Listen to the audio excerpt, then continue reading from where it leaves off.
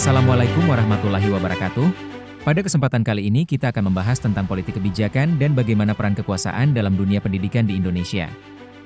Pendidikan tidak pernah terlepas dari politik. Setiap keputusan, kurikulum, dan aturan yang berlaku di sekolah adalah hasil dari proses politik kebijakan yang melibatkan berbagai aktor kekuasaan. Politik kebijakan pendidikan adalah proses bagaimana keputusan dibuat, siapa yang berperan, dan bagaimana kebijakan tersebut memengaruhi sistem pendidikan. Ini mencakup pembuatan, pelaksanaan, dan evaluasi kebijakan. Kekuasaan dalam pendidikan tidak hanya berada di tangan pemerintah pusat.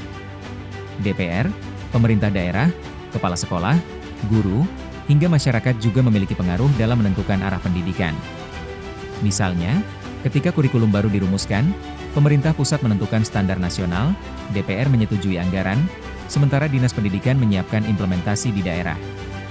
Proses kebijakan pendidikan dimulai dari identifikasi masalah, lalu diolah menjadi usulan kebijakan, dirumuskan bersama berbagai pihak, disahkan secara resmi, dan akhirnya diimplementasikan di sekolah-sekolah.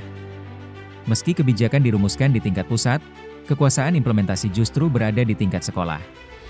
Kepala sekolah memastikan kebijakan berjalan, guru sebagai pelaksana utama, sementara pemerintah daerah melakukan pengawasan. Contoh nyata adalah kurikulum merdeka. Pemerintah pusat merumuskan standar dan struktur kurikulum. Daerah membuat juknis, sementara sekolah dan guru menentukan praktik pembelajarannya sesuai konteks siswa. Tantangan yang sering muncul meliputi tarik-menarik kepentingan politik, keterbatasan anggaran, ketidaksiapan sekolah, hingga birokrasi yang panjang. Politik kebijakan dapat membawa dampak positif, seperti pemerataan akses pendidikan atau peningkatan mutu. Namun bisa pula berdampak negatif jika kebijakan terlalu dipengaruhi kepentingan kekuasaan. Pada akhirnya, pendidikan adalah investasi masa depan bangsa.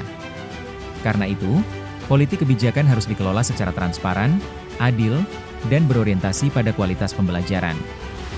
Demikian pembahasan kita kali ini, mudah-mudahan lain kesempatan kita sambung lagi. Wassalamualaikum warahmatullahi wabarakatuh.